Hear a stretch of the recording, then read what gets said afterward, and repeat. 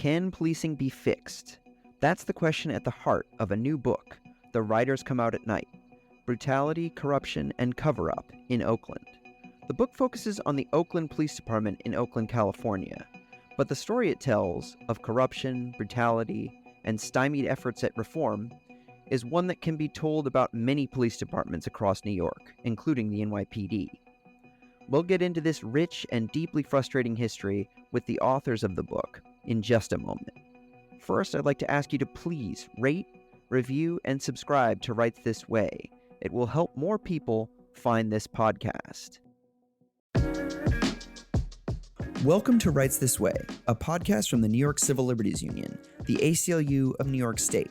I'm Simon McCormick, senior staff writer at the NYCLU, and your host for this podcast, which is focused on the civil rights and liberties issues that impact New Yorkers most.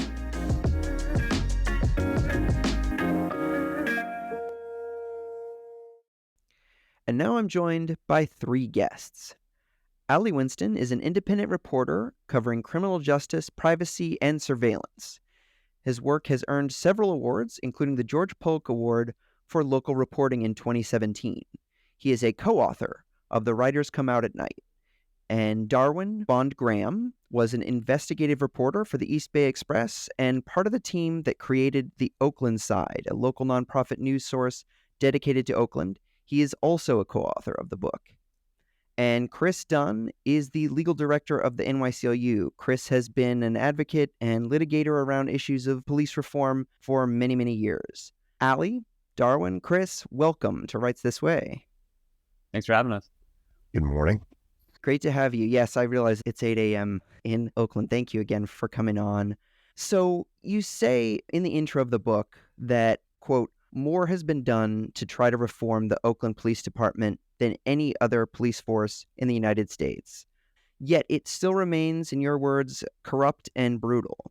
I'm curious what makes changing the department in particular and police departments in general so difficult. Yeah, I mean, that's a massive question.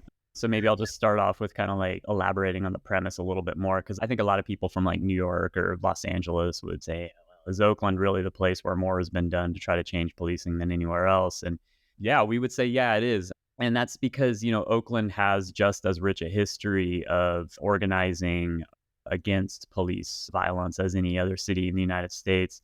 If you go back and look throughout Oakland's history, there's various ways in which people on the outside, we're talking about like labor radicals or civil rights attorneys or members of different ethnic communities, different racial groups who were like subject to the oppression of police at different periods in history. They pushed back really hard against the police department. And, we certainly see that in a lot of other cities. But in Oakland also, one of the key things is that the past 20 plus years, the Oakland Police Department has been under a consent decree. And it's a very special type of consent decree. I mean, again, a lot of police departments in the United States have been put under consent decrees, but most of those reform agreements have been brought by the Department of Justice. And the DOJ comes in and they create this consent decree. And then within 5, 6, 7, 8 years, they're usually signing off on it and sort of exiting, right? In Oakland, the difference is that this was brought by attorneys in private practice, civil rights attorneys representing a class of 119 men who sued the city back in the year 2000. And that consent decree hasn't gone away. It's been one of the longest running consent decrees to reform a police department in American history. So if you take that and then combine that with all of the other activism and organizing, I mean, we're talking intense activism, right? Oakland is the birthplace of the Black Panthers, right? A group that like fundamentally tried to challenge the premise of policing in a racialized society. Oakland really has been a place where more has been done to challenge policing than anywhere else. And yet the police remain unreformed in Oakland. I mean, to this day, like as we speak right now, the department has been roiled by like several controversies. There was a very recent scandal in which the chief of police and the head of internal affairs and other high-ranking officers were found to have allowed serious misconduct by a popular sergeant who was running a politically advantageous policing program in Oakland Chinatown. They allowed this guy to get away with really serious misconduct. They looked the other way, essentially. That cost the chief of police his job. And now there's an even newer sort of explosive case where a longtime homicide investigator, his cases are being questioned. He's done hundreds of cases over the past decade. And it appears that in at least one case, he engaged in, bribing a witness and intimidating her into falsely testifying and sending two men to prison. So these scandals, they keep popping off. And it certainly illustrates the difficulty of reforming policing. But why is it so hard to reform policing? That's a super complex question.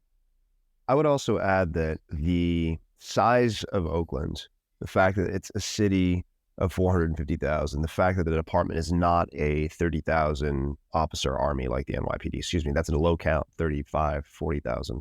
It's not the size of somewhere like LAPD. The city charter, there's a very large constituency here for police reform and for police accountability. So the council members and the mayor have been brought around in recent years to change fundamental aspects of how the structure of city government is formed and how the police department fits into that structure. For instance, the city no longer has a model where the city manager, the mayoral appointee, runs the police department. So you have an appointee that's shielded from political concerns, it's shielded from an election, who runs the police department. Now it's a police commission, right? That is appointed across from people around the city through different parts of city government, and they run the police department. They're in charge of it. In order to do that in New York City, you would have to rewrite the city charter, and that is a Sisyphean task. So that sort of the size and the makeup of the city's constituency means that it's actually a very interesting place to study in terms of what is and isn't possible in terms of changing around the base aspects of what a policing structure looks like and how it fits into city government. And Simon, let me chime in. Somewhat ironically, I appreciate the invocation of Sisyphus and the notion about political structures and commissioners. I mean, when it comes to thinking about the difficulties of reforming police departments, I think the question is, how do you change the behavior of cops? And, the book starts off with a very dramatic recitation about a rookie cop, Keith Batt, and he goes through the academy. That's all fine and good. And then he meets his field training officer and he's in a car with a guy. And that's where things have to change. And those are the things that are almost impossible to change. Because I can tell you, as a lawyer who's litigated and had consent decrees for decades, it's all fine and good to have a piece of paper that a judge has signed. Do you think a guy sitting in an FTO car at 2 a.m. gives whatever about that piece of paper? No, he or she does not. And what makes all of this so hard, and it's true with most of life, is what happens in policing is what a guy is doing on the street in a moment of time when he is encountering somebody. And that is a very tough nut to crack. Right. And that sort of, to me, leads into my next question, which is, you've pointed out some of the barriers to actually changing things and the limitations of policing. But, at the beginning of the book, it quickly sketches out the decline of Oakland as it deindustrialized, like many other cities across the United States, plenty of them in New York. And this is happening, within the 70s and 80s. You point to various issues like white flight, high unemployment, there's boarded up businesses, boarded up homes.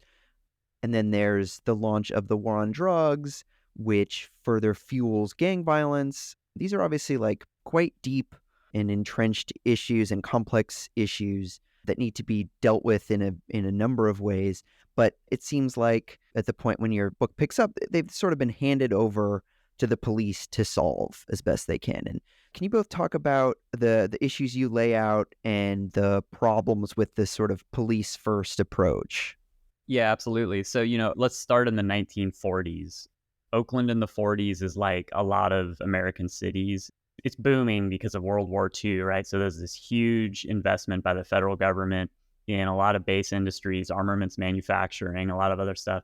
And the American economy is really picking up a lot of steam, right? Because it's churning out all this war material. And with this huge economic boom, there is some prosperity and growth in cities. By the time the 1950s comes around, there's a bit of an economic slump. The 60s, the 70s, you start to see deindustrialization in the urban core areas. And these are the areas where African Americans migrated to during World War II to pick up a lot of the industrial jobs that were created, right? And so Oakland is like the quintessential city that experiences this post-war slow decline. And it really peaks by about the 80s, just like the shipbuilding industry that was in the East Bay is long gone. A lot of the other factories are shutting down.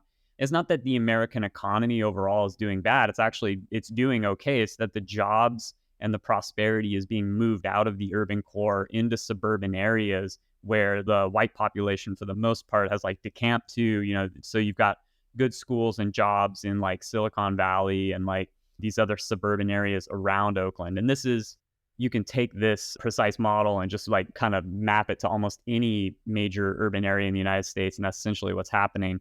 So by the 1980s, 1990s, this is the neoliberal era, right? The federal government has been set up not to invest in significant social welfare programs that are meant to support people who are living in poverty, right? And it's certainly not set up to do deep economic and social investment in communities that can go beyond simply welfare and actually empower those communities to create new jobs, to have small businesses, to have good schools, to have good public infrastructure and things like that.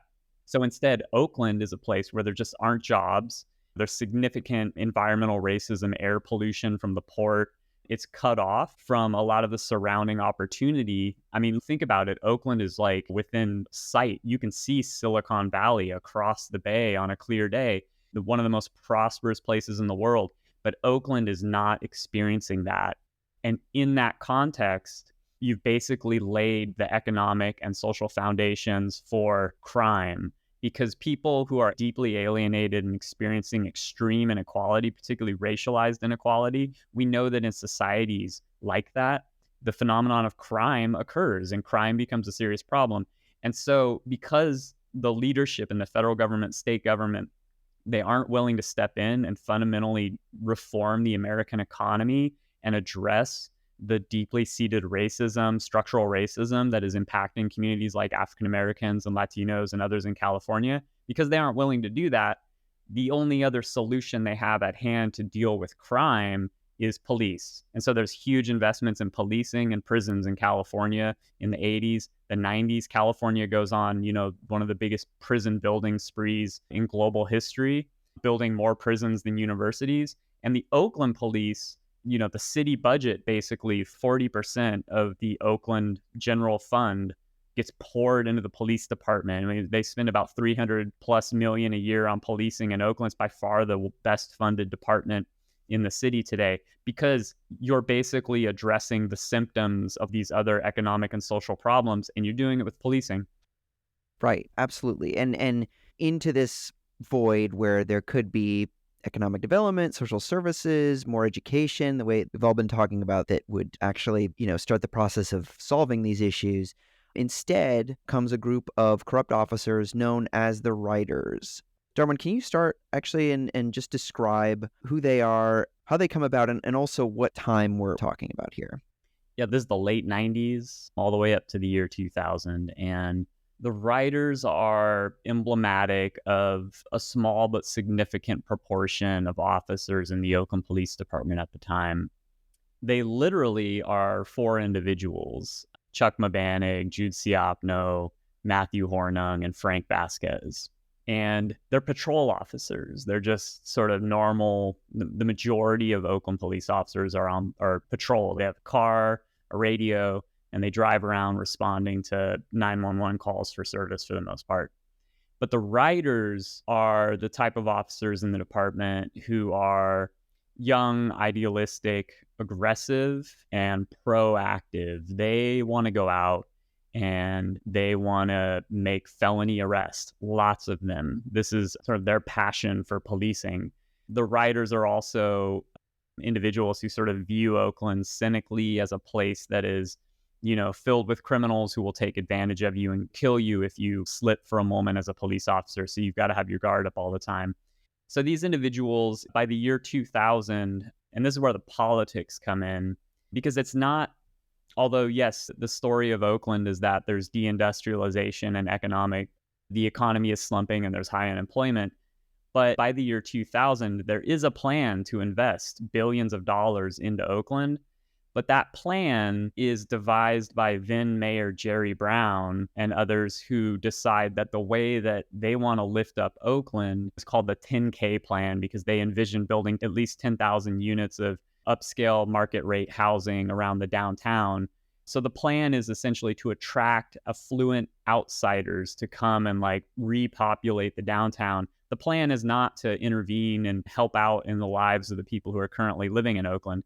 And so that's the economic context in which the rioters then are, they're showing up to police lineups in the afternoon before they go out for the dog watch at night into the early hours in the morning.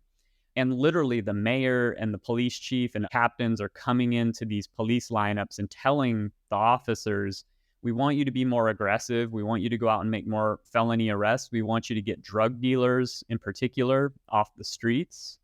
And what the rioters hear from these officials is, we'll back your play. If there's blowback here, we'll support you. So the rioters decide to go out and be proactive. So instead of just patrolling by like taking calls on the radio, like shots fired over here or so-and-so's calling for service over there, they drive around and they just start picking out people on the street who they think are drug dealers. And they jump out on them and they grab them, they throw them on the ground and they search them. And when they don't find anything, they miraculously will find, little baggies of crack nearby. And it quickly becomes apparent that some of them are throwing these in the bushes, and some of the cops are putting these drugs in the bushes, the grass, finding them on people, quote unquote. They're planting these drugs, they're writing false reports. And they're being extremely brutal in a way that is completely uncalled for. The way that they're beating people up, using their batons, pepper spray, punching and kicking people, it's quite sadistic.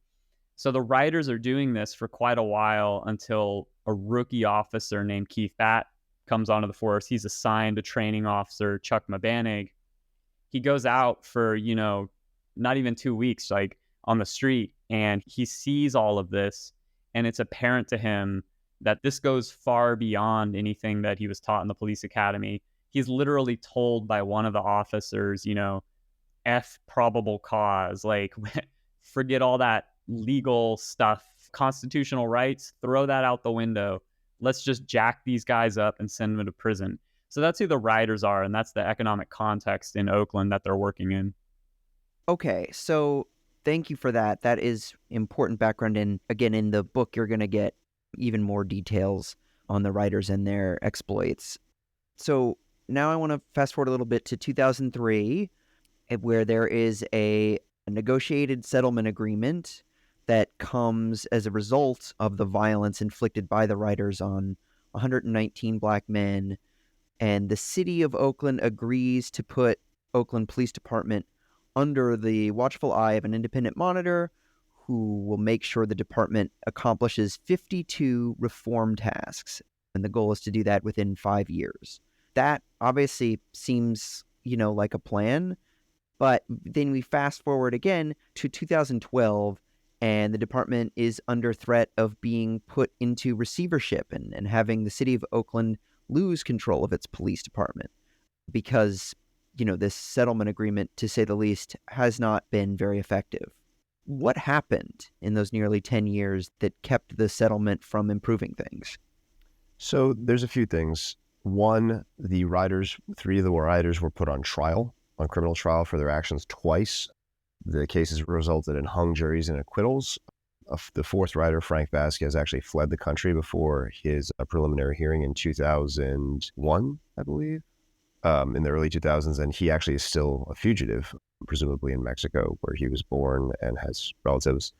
So the lack of a criminal conviction and the lack of a formal findings report of the sort that you get when the Federal Department of Justice or a state attorney general conducts a pattern of practice investigation, that actually helped foster a narrative within the police department and also within certain elements of the political class in Oakland, though they would never say this out loud in public to a reporter, that the rioters was a fake scandal and that these were good cops. They were also popular, decorated officers who had been doing their job and had been thrown under the bus by city politicians to help some plaintiffs' attorneys get rich. And, people who weren't interested in keeping Oakland safe, they were just interested in the payday. So for the first 5 years of the consent decree, it essentially didn't come out of a desk drawer. The department ignored it. They thought it would go away.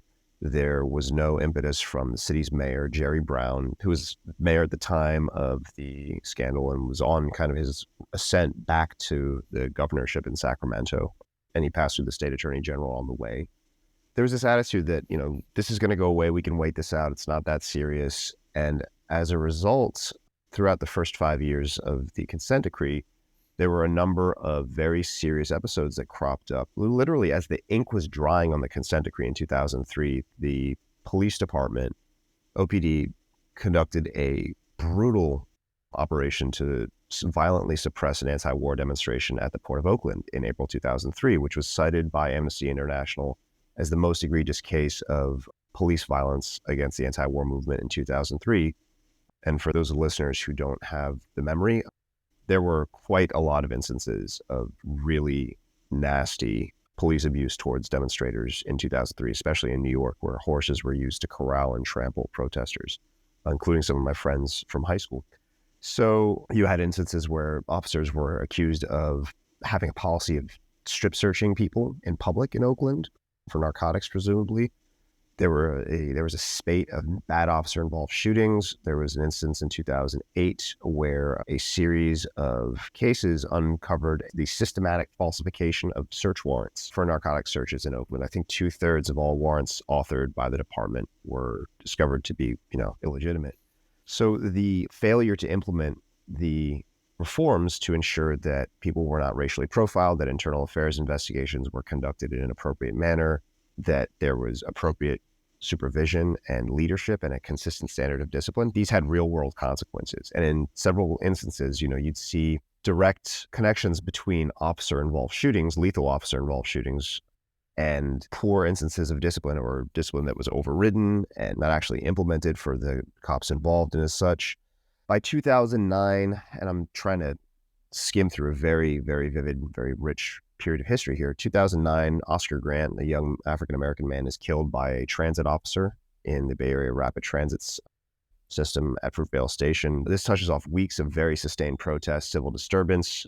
The cop who shoots him ends up getting charged, tried and convicted of manslaughter. The charges are downgraded, but throughout this movement and the course of the criminal case, in 2009, 2010, there are very sustained social movements that kind of bring together people from around the Bay Area and Oakland around the cause of police violence and police accountability. And while the killing didn't concern an Oakland police officer, it served as kind of a lodestar for a number of other to kind of bring up the issue and keep it in public focus in California. And Johannes Meserly, the officer involved, was the first cop convicted for a on-duty killing in Californian history at that point. Then in 2011, there's a nationwide kind of groundswell of activism and protest around the Occupy Wall Street movement. The Oakland encampment was extremely militant. There were tons of clashes with the police department here. Once again, police accountability was a major focus of the Oakland portion of this social movement. And as a result of the police department's just kind of absurd use of force to suppress that movement, there are record numbers of complaints. There are people who are injured, almost killed by less lethal rounds. And the lack of integrity, the just sheer incompetence and kind of malicious intent to kind of subvert some of these investigations, criminal and administrative, on behalf of the police department, really kind of, that's the last straw for the judge at the time. And the kind of demonstrated failures of the reforms from the writer's settlement is what leads the department up to the point of getting partially taken over by the court. And in 2013, the court monitor is given the powers essentially of a receiver in all but name. So that is the point where Oakland loses partial control of how the police department's run, and it's essentially still that way. And Simon, let me offer a slightly less rich and perhaps more simplistic view, but I'll just say no police department is ever going to be reformed by a court order by itself, much less a court order in 5 years. These places do not change without all parts of the system, including the electeds, the lawyers, the cops, the press, the public, having a fundamentally different view of what policing is about and has to be. a little less self-righteously, Allie and Darwin, I have an idea for your next book, the title of which is Where is Frank Vasquez? And it will all be about the two of you tracking that guy down and bringing him back. And as far as we know, he's hiding in plain sight. He may be working for the NYPD as far as we know. So I do have a question for the two of you, which is, Simon, I don't want to preempt your role here, but where is the guy? And how come he hasn't surfaced? So, yeah, I mean, when he didn't show up for arraignment in 2000, the last he was seen was he was in his car in Susan City, little kind of rural town out near the Delta, northeast of Oakland. He's driving around. He's got a department-issued rifle in the back of his car, and he's got other weapons in the car, pulled over by a Susan City police officer. He somehow convinces this guy, probably by badging him, I'm an officer also, to just let him go. And that's kind of the last that he's ever seen, at least by a law enforcement officer. He disappears. And the FBI opened a, fugitive manhunt for him. They issued their little posters and made some noise about, wanting to chase him down. But clearly the FBI didn't throw a lot of resources into this. He's gone. No one really knows where he is, and there's never been really word about where he's gone. He does have family in the United States, and it's probably true. If you were actually a law enforcement official with some resource, if you were the Attorney General of California, you could probably assign a few investigators, and I don't think it would be that hard to find the guy if he's still alive, and he probably is. He probably went to Mexico where he had family in southern Mexico. I forget the exact state, but he probably went down there for a while to hide out, and who knows? Yeah, maybe he's back in the United States now. But his disappearance and all of that is a pretty good illustration of law enforcement isn't always all that vigorous in pursuing its own. Now, yeah, the writers were put on trial twice, and that's because the assistant district attorney at the time and an inspector in the district attorney's office, they wanted to really send a message to law enforcement locally that the kind of behavior the writers were engaged in was not going to be tolerated. But that sentiment wasn't widely shared within the district attorney's office and the prosecutors and other Bay Area law enforcement. So the accountability here, it sort of got away from everyone. Yeah, and those officers who remained in the United States, they actually remain within OPD's social circles. They're quite popular still. They have connections that you can see all over social media to former deputy chiefs, captains, lieutenants, line officers. One of them, I believe, is still married to, his wife was an Oakland police officer until maybe, I think she might have retired in the last year or two. But they're still very much interwoven in that system. And with regard to Vasquez and how he got out of the country, there was this cognitive dissonance that was going on at the time within OPD during the trials. And we could see this from the police chief at the time, from Richard Word's own departmental bulletins. One bulletin from the year 2000, when the initial investigation and arrests happened, showed something of the sort of, okay, officers have been arrested, they've been charged as egregious conduct, we do not condone it, we expect this investigation will be done under full compliance with the law and it'll be thorough. That's on one side of the bulletin. On the back, the last note, there's a collection box in the lobby of OPD headquarters for officers Mabadag, Vasquez, Hornung, and Siapno. If you would like to give money to them, please give it to them. It's on behalf of the Oakland Police Officers Association, the local cop union. So this is on the same sheet of paper, the other side of it, literally. And it's just that attitude kind of persisted throughout the trial. And, there are many folks, and this is not something we could ever confirm, but one major theory about how Frank got out of the country is that another cop drove him down to San Diego and he walked across the border. So I also just want to be clear that Chris's advice to try to track down Frank Vasquez is in his personal capacity, and that the NYCLU does not condone or encourage, just based on acts of journalism. I run a side fugitive retrieval service, and Allie and Darwin and I will be talking afterwards. Excellent. I just think in terms of what he's accused of, that what Chris is asking to do is somewhat dangerous. But I want to get into, and Allie, you touched on this a bit, but about policing of protests. Both the OPD and the NYPD have a checkered history of policing protests. So, Al, you talked a bit about the OPD's history there. Chris, I'd actually love to throw it to you to talk a bit about how you think the NYPD historically polices protests and whether that's gotten better over the years, where you see that now. I would say there's a lot of range to this. And we, on the study of consent decrees, we have an order from a case from 1971 that we are still monitoring that deals with NYPD political surveillance, which arises from the surveillance of the Black Panthers and the anti-war movement in the early 70s. And people lose track of the historical antecedents to things. And the book does a terrific job of painting the history of policing in Oakland. And the same thing is true with the NYPD going back to the late 19th century. They were always out there cracking heads when it came to protesters, from anti-war activists in World War I, forget 2003, World War I, which is just a kind of a tune-up for 100 years later and what's happening around the Iraq War. The police have always been brutal when it comes to protest in times that count. It's easy to police protests that are calm. It's easy to police protests in times where there's no turmoil. The real test is when there's turmoil. World War I had a lot of turmoil. The Vietnam War had a lot of turmoil. The George Floyd protests had a lot of turmoil. And those are moments when kind of the truth of a police department comes out, and the NYPD has not performed well in those circumstances. And the George Floyd protests are our most recent example of that, in which we had an extraordinary use of brutality enforced by police officers against protesters across the city. It was not a few bad apples. It was not a couple locations. It was not a few guys in a particular precinct. It was across the city. It was across the department, top to bottom.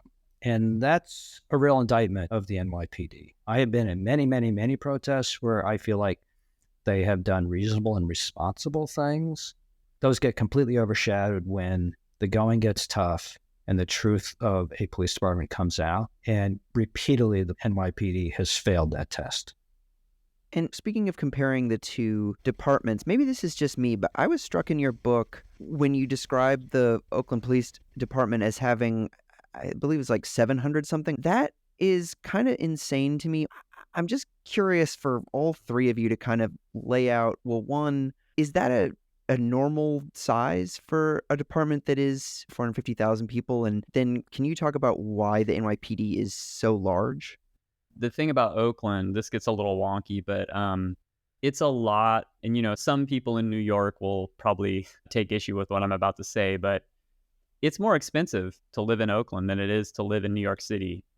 The housing prices are higher and other costs of living, commute especially. The Bay Area doesn't have great transit, and police officers tend to not live in Oakland. They tend to live in even more expensive suburban areas in neighboring Contra Costa County or up north in like Napa or Sonoma County. And in California in general, it costs much more to hire and maintain police officers than it does on the East Coast. East Coast cops are paid generally a lot less than West Coast cops. West Coast cops also just receive a bunch more training. Departments tend to equip them with a lot more equipment on an individual basis. So Oakland spends, the last, I think, year, it spent about $340 million on its police department.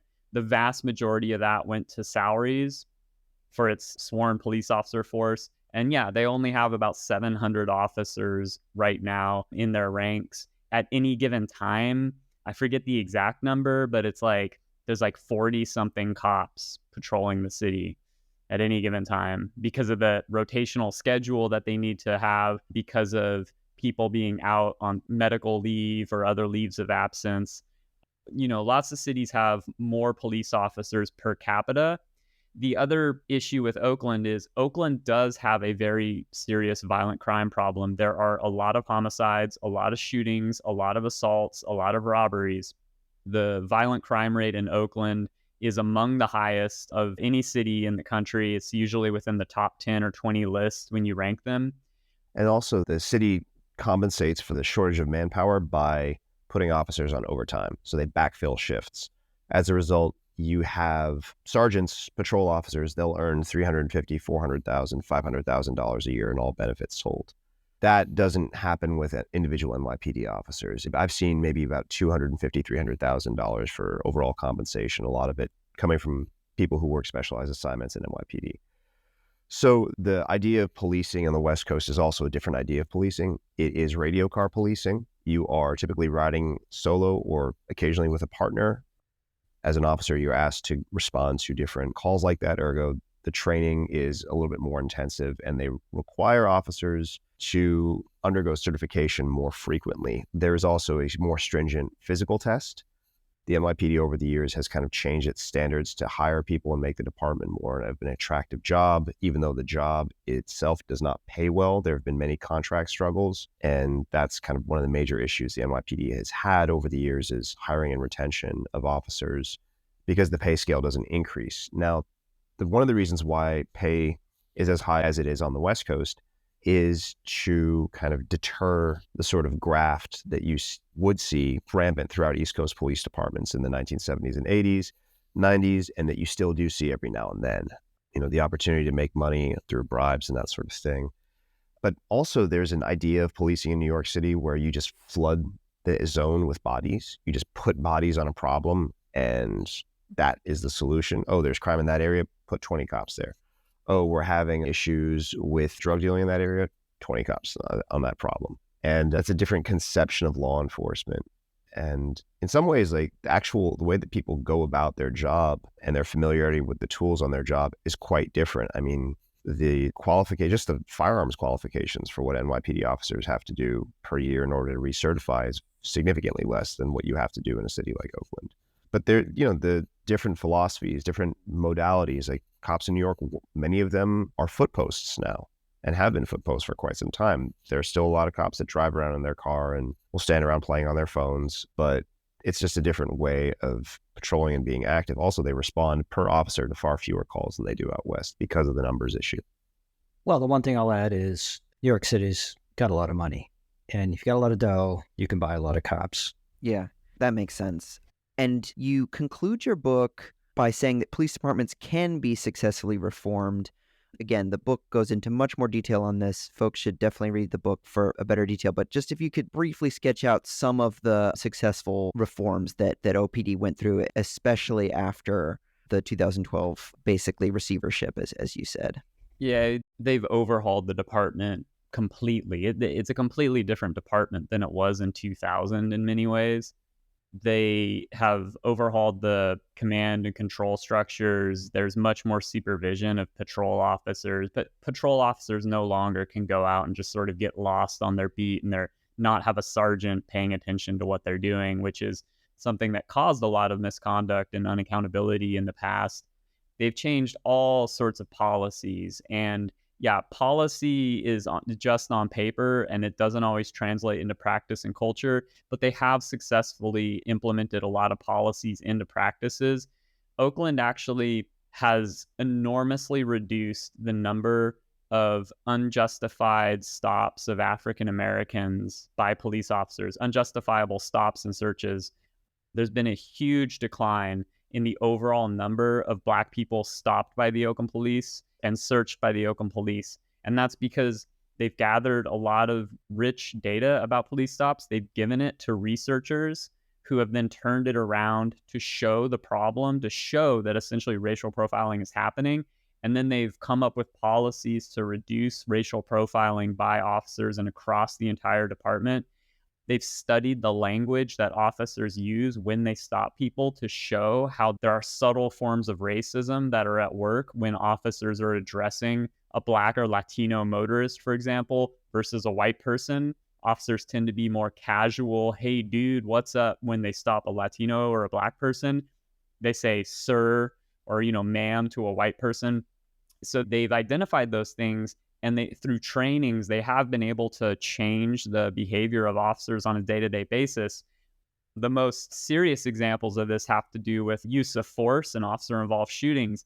They have implemented policies throughout the Oakland Police Department that have successfully reduced the number of times that officers are using batons pepper spray and deadly force, primarily firearms, on people. That literally translates to fewer people being killed by the police every year in Oakland.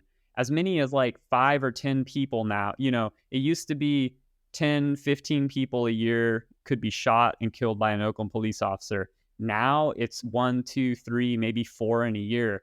That's still, 1, 2, 3, 4 shootings too many.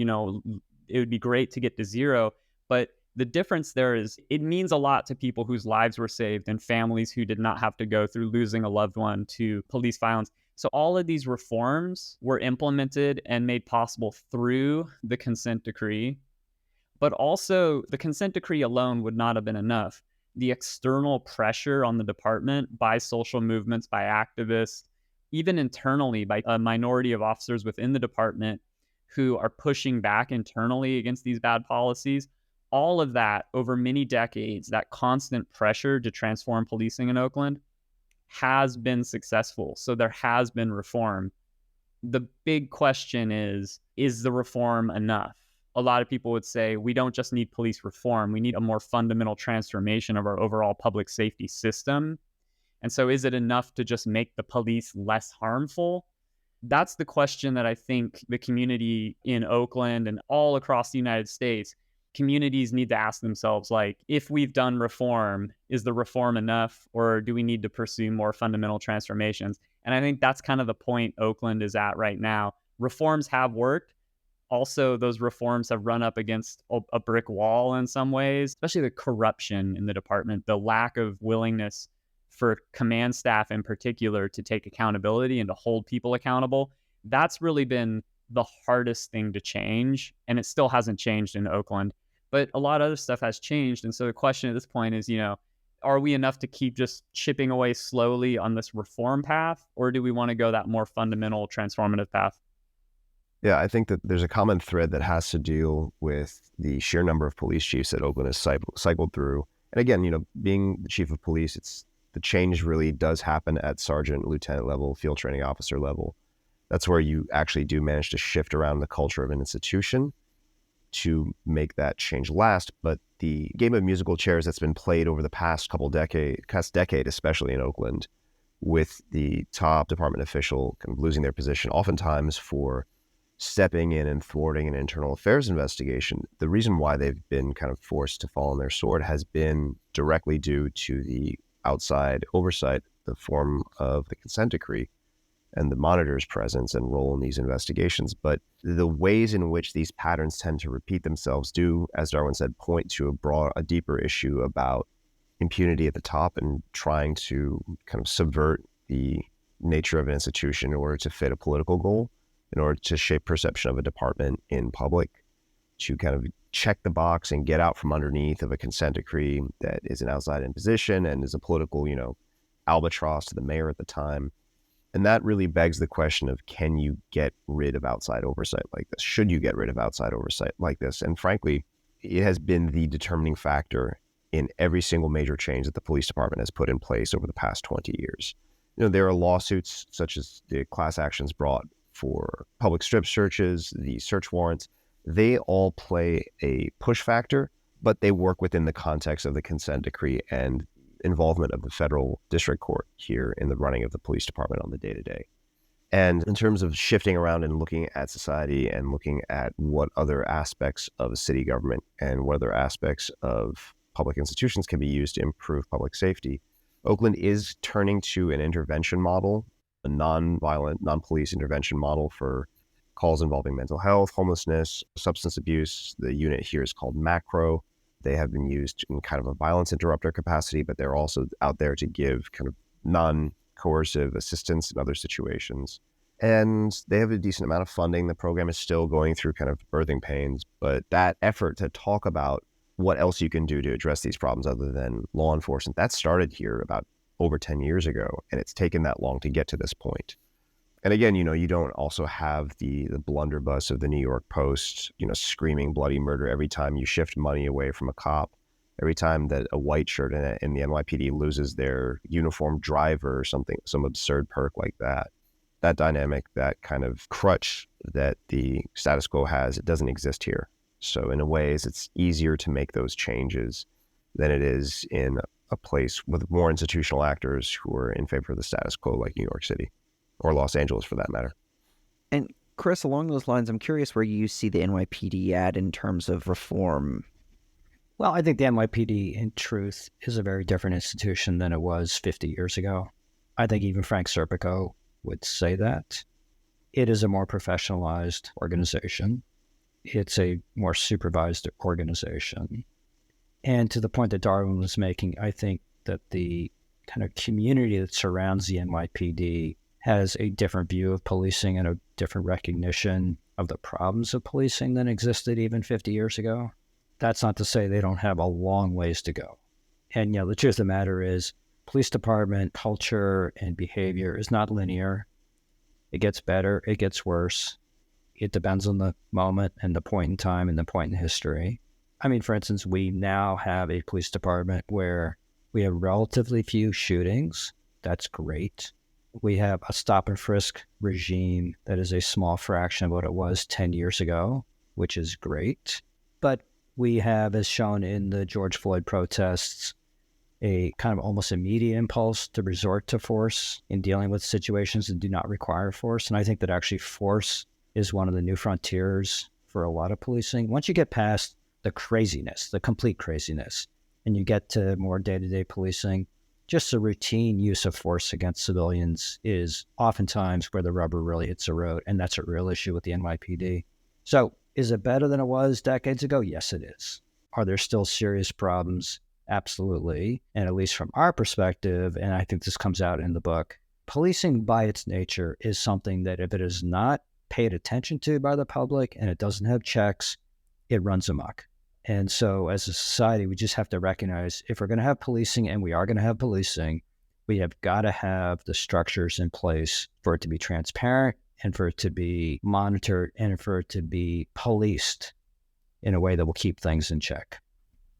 And I just want to say before we go here, we have truly just scratched the surface of what's in this book. It is incredibly detailed, really well researched and reported and told in really interesting, compelling narratives that are interwoven into broader policy discussions. Citations heads will love this thing. There's a huge number of resources. Like the notes section is quite large. So yes, obviously deeply, deeply reported and deeply researched. Cannot recommend it enough. The book again is The Riders Come Out at Night: Brutality, Corruption, and Cover-Up in Oakland. Thank you so much for coming on, Darwin and Ali and Chris, to Rights This Way. Thanks for the discussion. Thank you so much. And thanks, Ali and Darwin. Thank you for listening. You can find out more about everything we talked about today by visiting NYCLU.org. And you can follow us at NYCLU on Instagram, Twitter, and Facebook. If you have questions or comments about Rights This Way, you can email us at podcast@nyclu.org. Until next time, I'm Simon McCormack. Thank you for fighting for a fair New York.